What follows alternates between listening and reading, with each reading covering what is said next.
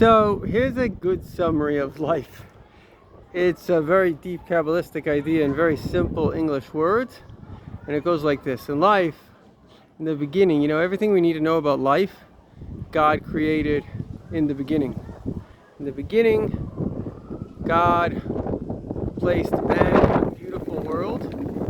And effectively, he said your job in Hebrew is la'avda u'lashamra, which literally translates to work it or to serve it and to protect it, to guard it. But Rashi, the most famous commentator, explains la'avda means to make it better, l'sakein, to improve it. And that's really, there are three types of people in this world. You have one person that understands the call of God, as I've given you this beautiful, gorgeous world. Your job is to improve it. You have to make the world even better. There's a Boy Scout motto, as a chaplain in the Boy Scouts, wherever you go, you have to leave it cleaner than you found it. In other words, the world is unbelievable. The amount of gifts that anybody that's born today, the amount of miracles and discoveries that we have it's like messianic. But you still have a job, and it's not just to be a taker, but it's to be a giver. The flip side is there are some people that are like Cain. They are jealous. They believe that life is unfair. In the mode of jealousy, what happens is we become destructive.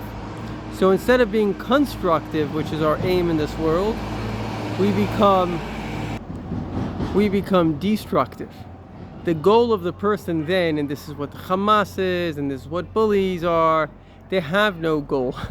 They're not here. Hitler didn't have a goal. He wasn't for Germany. He didn't care about Germany. He killed more Germans than any German in all of history. Iran doesn't care about Iran. They've stated this clearly. They care only about how many people they can kill and destroy, which is what they do. Because all they care about, they are destructive people. They are people that are jealous of others, and they feel that life is unfair. They have a narcissistic ego, which makes them think that they deserve everything and others don't deserve anything. And while the ego can be content with others having, but when the person becomes narcissistic, they must be the best, they must be the king, and they have to destroy everyone and everything else. And this is why people hate the Jews the most, because they're jealous of the Jews. The Jews have real dignity, not just some kind of artificial nation-based or religion that maybe managed to conquer a lot of land or had a lot of people. These are artificial dignities. Real dignity is when you know that God chooses you for a good purpose and you know that you do good. That's real dignity, and that's what people are jealous of, or people that believe they deserve better. So there's the constructive force, there's the destructive force, and then there's kind of in between, which is a person is neither too constructive nor too destructive. In other words, I don't know, I'm just looking to get by, to have a job, to have fun, or this and that.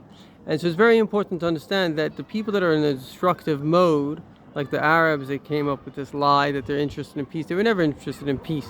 I read a book by a BBC journalist, Alan Hart, who interviewed Arafat himself, who started the PLO movement, which is the current PA, which pays people to kill Jews.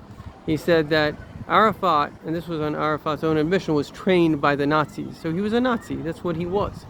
And they never wanted land, they never cared about land. Arafat was killing Jews way before they even said that they were Palestinians. The first charter of the PLO charter is that an Arab is a Palestinian. Well, really, is that truth? That a Palestinian was somebody that lived in ancient Palestine, and the only ones that lived in ancient Palestine for thousands of years are the Jews. The Arabs come from Arabia. So it's just a lie to gain land, which is exactly what they did from stupid Westerners like us that believe lies, people that are willing to kill you, don't mind lying to you. And they have one track, which is murdering, raping, killing, like ISIS. It's not about land at all. It's about evil and destructiveness. And in a certain sense, there's a goodness to this whole thing, because when you're in the middle of the fence, when you're neither too much on the force of construction or too much of the force of destruction, you haven't really chosen. And you're actually susceptible to either way. Nobody's born destructive, but people, they say, if a person doesn't stand up against evil, they become evil, because effectively the person is just seeking what's in their self-interest, and then they may acquiesce. They say, well, my self-interest is just to buy into evil, because then they like Churchill said, an appeaser is one who feeds a crocodile hoping it will eat him last.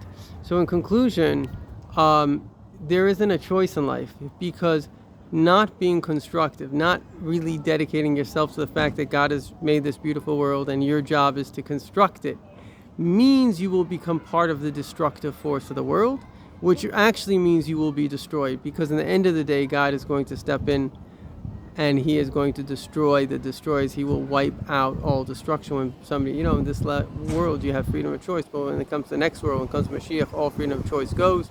It's a clear world of goodness and kindness, and all evil dissipates and disappears forever. So we're in the final moments right before this moment of judgment.